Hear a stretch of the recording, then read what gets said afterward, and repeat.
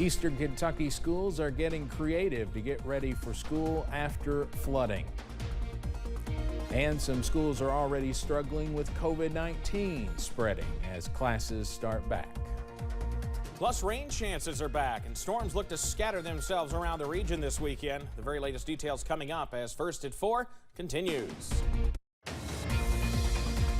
Mountain News First at 4 continues. At least 18 school districts in eastern Kentucky were impacted by the devastating floods last month. Some classes have begun, while others are pushing back start dates until they can get their buildings in working order and make sure they have the supplies and staffing to begin teaching. Kelsey Soto spoke with a few superintendents about the new challenges they are up against. We will be going back to school on concrete floors. We do know that at this time. It will be a school year of adjustments and flexibility, but Knott County Superintendent Brent Hoover says they're handling each new challenge as it arises. Air quality is a concern. We do have a sewage problem with the city sewer. All three schools are on that sewer system. He says he looked into mobile classrooms, but they aren't an option because his 3 impacted schools remain in a floodplain. At least 18 Eastern Kentucky school districts were impacted by historic flooding last month. Over in Letcher County, they still don't have a start date as they assess damage to their buildings and come up with new plans, but they are aiming for mid-September. Our hearts are broken, but our spirits are resilient. We're going to get through this, and we're going to take care of our kids, and they're going to be better. We're all going to be better. We just have to remind ourselves this is temporary. Superintendent Denise Yost says of her 500 school employees, 40 of them lost everything in those floods. About 75% of her staff suffered some type of damage to their homes, cars, or property.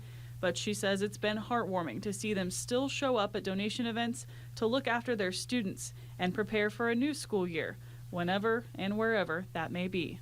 It's overwhelming. You don't know it until you experience it, but it's really, really humbling. Kelsey Soto reporting. She says of the 500 school district employees in Letcher County, about 40 of them lost everything in the floods. About 75% of their staff suffered some type of damage, but many of them have still shown up at donation sites and delivered supplies to other families in need. It's the start of a new school year for many other Kentucky children already, but some districts are already struggling with COVID spreading among students. Jeremy Toms is in Wolfe County, where the virus has made an impact on operations.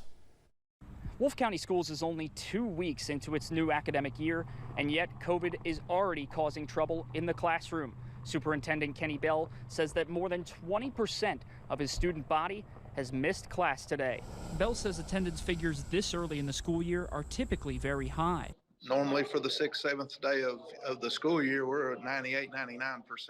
But only 79% of the school's 1,140 students showed up Friday, meaning that about 240 did not attend.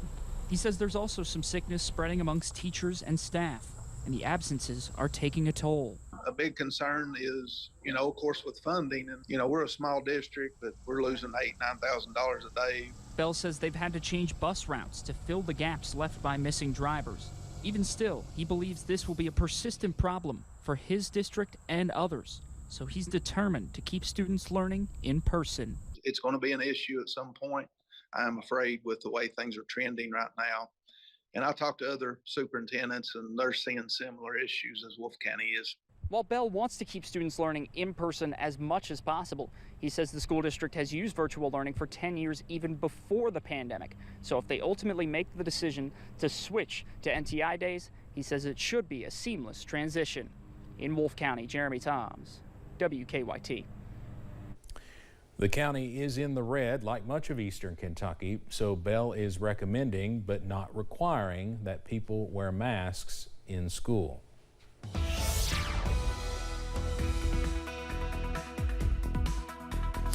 Continuing to watch a few showers and storms bubble up in some parts of the mountains, but many of us remain dry this evening.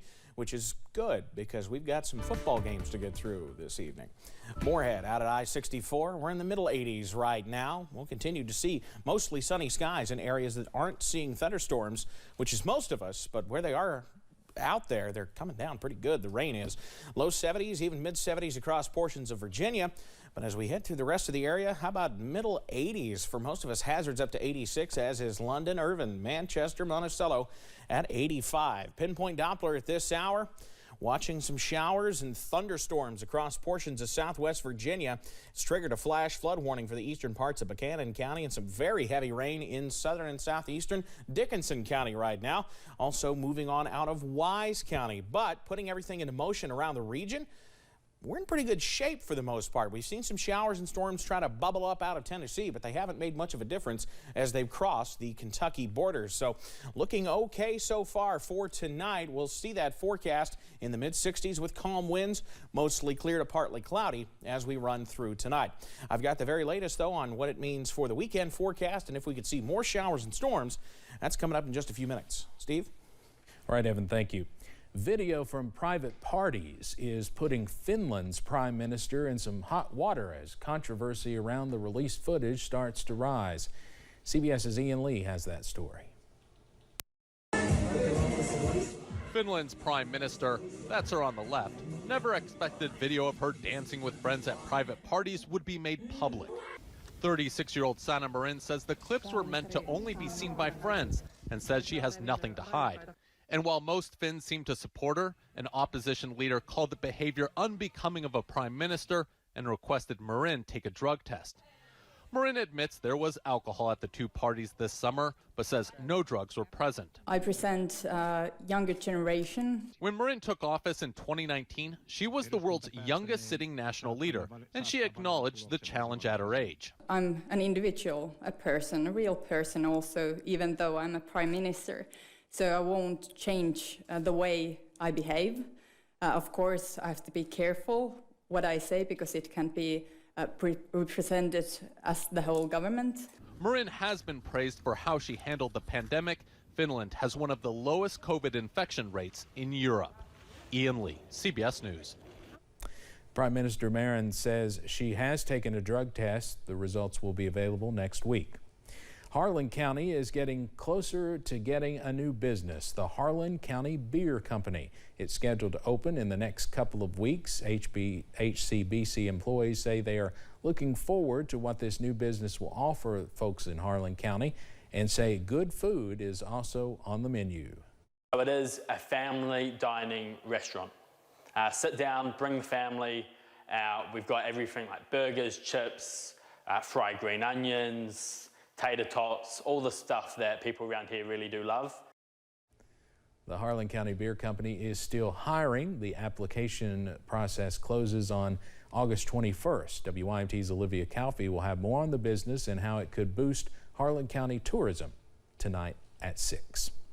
With inflation still high, the list of back-to-school supplies is more expensive this year. We've been reporting on that for weeks.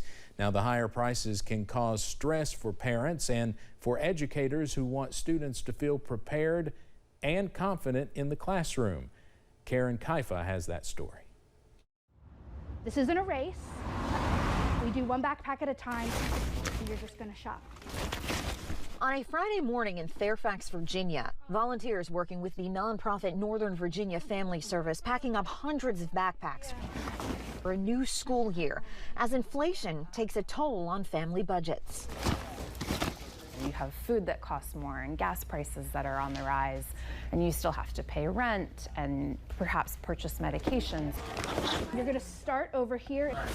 According to the Bureau of Labor Statistics, the price of apparel is 5.1% higher over the last 12 months. Education books and supplies up 3.1%. Stationery up 11%, like notebooks and paper. And you'll just go around and do it again? Still, after 2 school years interrupted by the COVID-19 pandemic, one expert says most parents and caregivers are willing to spend. Consumers really view this season as an essential category, regardless of what's going on with the economy. The National Retail Federation said more than a third of consumers surveyed for its annual back-to-school report were willing to cut other spending to cover the cost of items for the school year.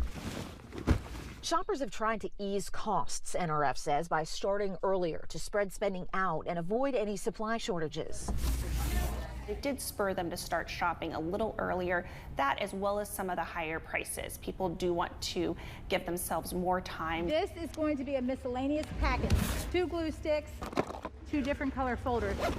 Inside this high school gymnasium in Upper Marlboro, Maryland, the Prince George's County Public School District is preparing more than 10,000 backpacks with the help of corporate sponsors to give away at drive-up events. You need crayons, you need pencils, you need ink pens, you need paper. For families with more than one student, even small price increases can make a significant difference in the cost of getting everyone ready. There are times in this drive and dash we've seen 5 children in a car. We've seen in person that someone is bringing their nieces and nephews because they need the support. Also making a difference, programs like these. And Northern Virginia Family Service said theirs served more than 1,000 students this year. Knowing that they're walking into school with a backpack that has, some if not all of the things that they need for the school year just helps provide confidence. Seemingly small essentials that can make a big impact on a student's future. In Washington, I'm Karen Kafa. Despite the price increases, many parents and caregivers say they believe school items are essential and they are willing to pay more for their children to be prepared.